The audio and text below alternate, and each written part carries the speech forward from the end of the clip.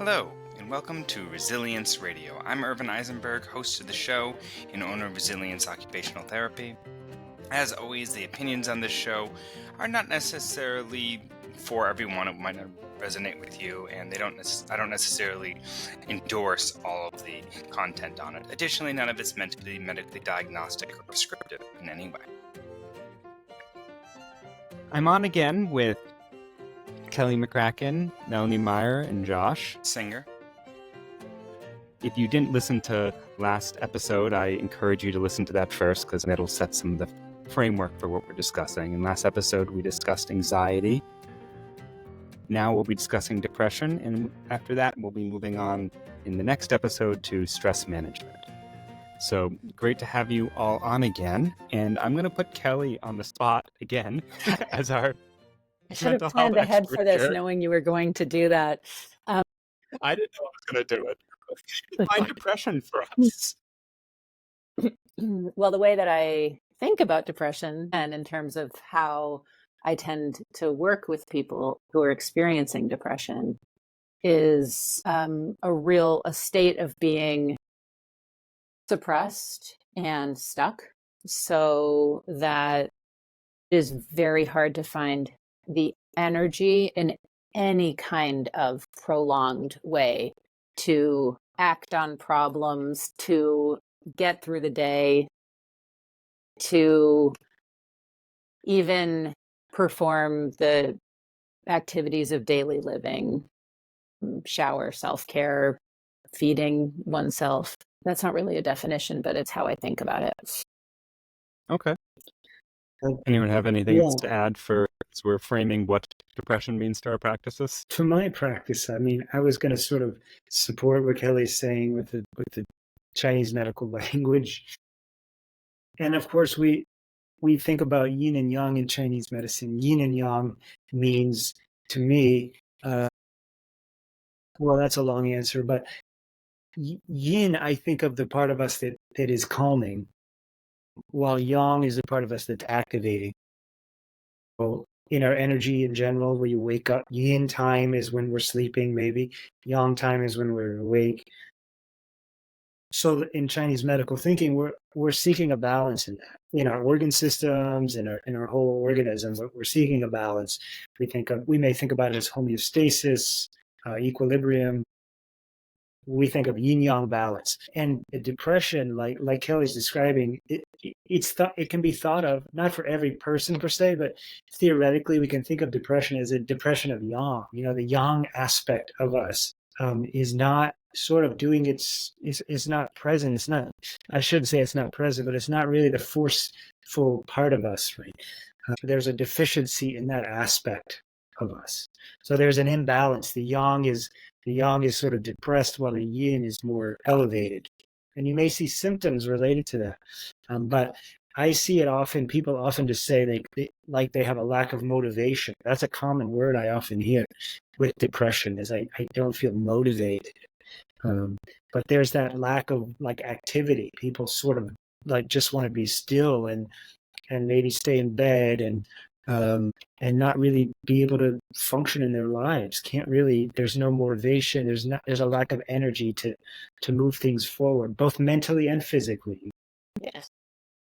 And I think in the last podcast on anxiety, we had also really discussed how you can't really separate the physical from the mental. So, again, from the naturopathic perspective, when someone comes in, sometimes they won't describe it as depression, or they won't label it as depression, but the way that they're describing their physiologic function, with some of the sleep patterns, or especially people that in many cases, we talked about in the last episode, folks with more of a dominant anxiety profile will tend to sleep less or have more problematic sleep. In many cases, with my folks that may be experiencing more of a depressive circumstance, we see that in many cases that there's excessive sleepiness, like the difficulty sort of, and that's where, over yin state, or maybe a more overly dominant yin state like Josh described comes into play, where they're having trouble sort of bringing that expansive part of themselves forward and more difficulty accessing. I always notice sometimes I'll get this memo that when I'm working with somebody that they're having more difficulty accessing the parcels of joy in their world. Absolutely. And even though they can say, I have all these people around me in my life that love me and that I love. And for example, someone will tell me, I love my children, but I don't feel the joy anymore when I'm communing with other people. So those are some of the sort of telltale signs. Like most things in medicine and life, it's difficult sometimes to totally tack down a definition of what is depression, but you start seeing these little hints in how somebody's going about their business in the world, or not going about their business in the world, as it were. They can have a hard time being creative. When we're struggling, sometimes you have to get creative to figure our way out of a jam, but that creative energy sort of is also not there to help them, move forward. I feel like there's the simple sort of stereotype of what depression means, which I feel like misses a lot of the picture, which is you're sad. You're just sad all the time. And I feel like there's so much more to that. It's not just that you're sad, it's that you're having trouble feeling joy, that you're feeling that lethargy. And I know the malaise, which is sort of that achy feeling that one has when they're sick, getting sick, that can go along with it as well. And Are there any lesser known aspects? Yeah, jump in. Well, I think related to all of that is that sort of really, it becomes really difficult to think of the future in a way that is positive. You may have had experiences of being depressed before, and you may think, well, I did get better once before, so this is a phase I'm in and I'll find my way out of it. But it becomes very hard to really access that belief. It's like you could know it rationally, but to Josh's point about creativity, it becomes really hard to believe that things will change. And so to anticipate or commit to making small steps in your day that might make you feel better, it becomes very hard to say, yes, I think I will get out and take a walk with my dog. The future becomes foggier. Not to plug books here, but I may be. Okay, good.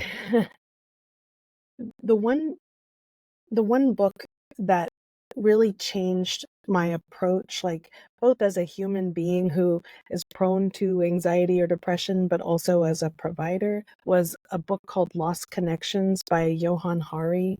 Has anyone here read that one? I really liked that one in that, it's flawed. He's not, there are probably issues with it, but what I really liked, he's an investigative journalist to my recall. He goes on sort of his own journey to he finds that he's been depressed for years, the author, and this is like the world's worst Cliff Notes summary, sorry about that, but he goes on this like sort of this journey to find why I take these medications and I keep needing to change the dose or change to a different type of medication. Nothing has a lasting effect on this sort of ever-present depression that comes in waves in his life.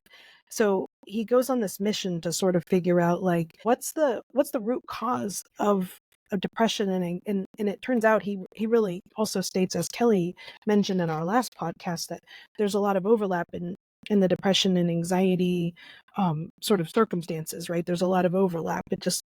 And we could probably pull Josh's yin and yang theories into that too, in terms of how that looks. But he goes into the overlap, and the lost connections that he's referring to are all the things that as a culture we've sort of lost touch with, like the loss of connection with other people, the loss of connection with nature, the loss of a sense of autonomy, the loss of a connection with our work and a feeling of meaning and purpose in our work, etc. So he goes into all of these, and I actually thought there were some really real points of brilliance in that. So when I am addressing someone in the office, a lot of times I'm trying to look for where were those pieces where they experienced a loss of one of those connections that gave their life meaning and purpose and sort of supported some of the yang, as it were. So I look at that and try to help people to identify those spots where we can make big change sometimes in, by doing small things to reestablish those connections. Absolutely. Josh, I was wondering if you could flesh out the yin yang in terms of if depression is yin, is yang mania or is yang anxiety, or how would you best describe what someone with an excess of yang would look like? Yeah, it is kind of hard to make a one-to-one connection, but I think that's the general thought of there's more of an excessive thing rather than a lowered energy to the person, where there's that lack of joy and lack of creativity and lack of hope. There can be, I don't know if we would call it mania or anxiety, but there's some sort of, how to label it is a little tricky, but there's this excessiveness. Yeah, somebody who's restless, who's not sleeping well, they're sort of all over the place with their attention. It's hard for them to focus. So it could look in different ways, but you think about somebody who's kind of restless in their mind and their body. That is, I guess you could call it, the opposite. Too much yang in the system. Sometimes it's more physical. You get hot flashes or dizziness or tinnitus or something more that seems very physiological. But there's this excessive way about it, Kelly, could you speak to contrasting anxiety and depression a little bit and like what their relationship I'm is? going to tell you, Irvin, that I cannot do that. I can connect more than contrast. I think that many years ago, a psychiatrist who I used to work with stated it in a way that always comes into my head, which is that anxiety and depression are like friends holding hands. And I just always imagine the clasped hands. You might have one or the other, but then more likely it's sort of hard to tell whose finger belongs to whom.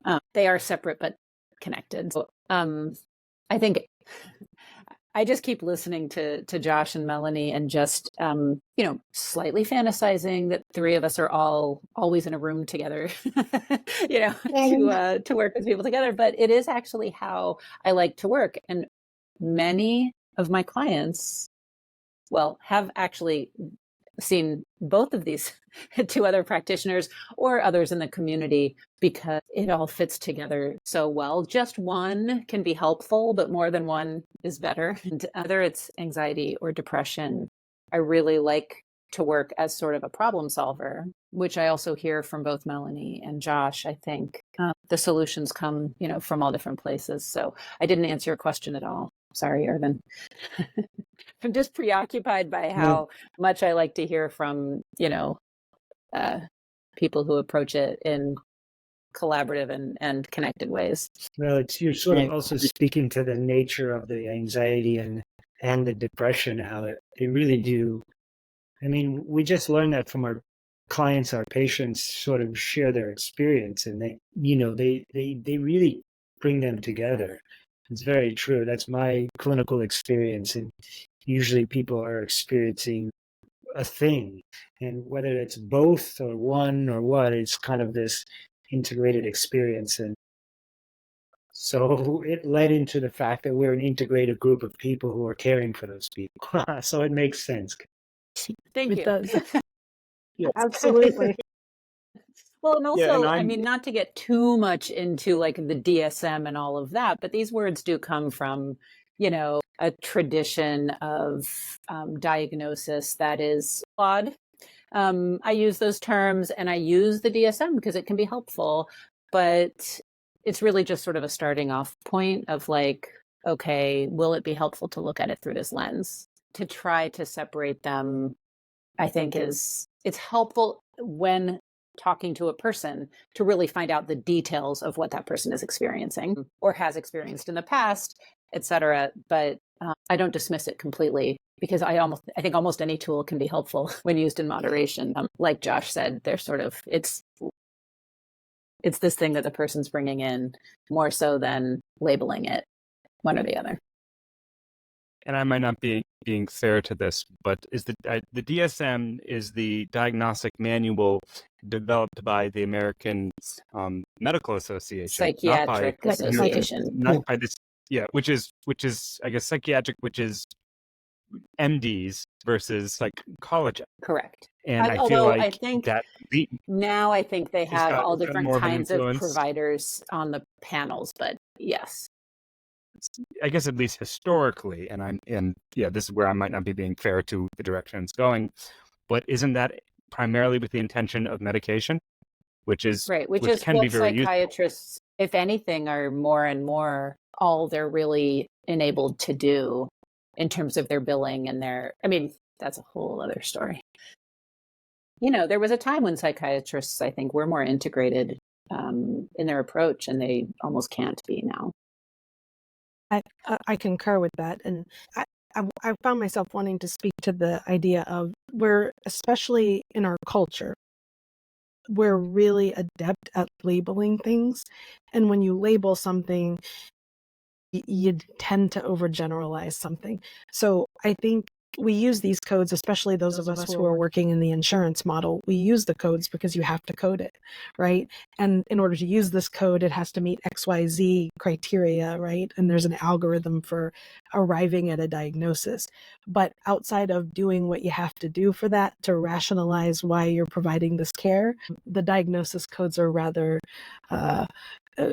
at best ineffectual for me in terms of the way I'm approaching a person. There's certainly, I think you always have to come back to remembering this is a human being who's complex sitting in front of you. And you, as a provider or a practitioner, you find where this person is feeling uncomfortable, uneasy, where they're not at home in their body, and you try to get them to that homeostasis. We, like in the naturopathic model, we deeply believe that everyone has the opportunity to heal and that the body as an organism wants to heal. So outside of the labels, they're useful in giving us some general guidelines. They're useful in saying, here's why we need to work with this person and please pay for it.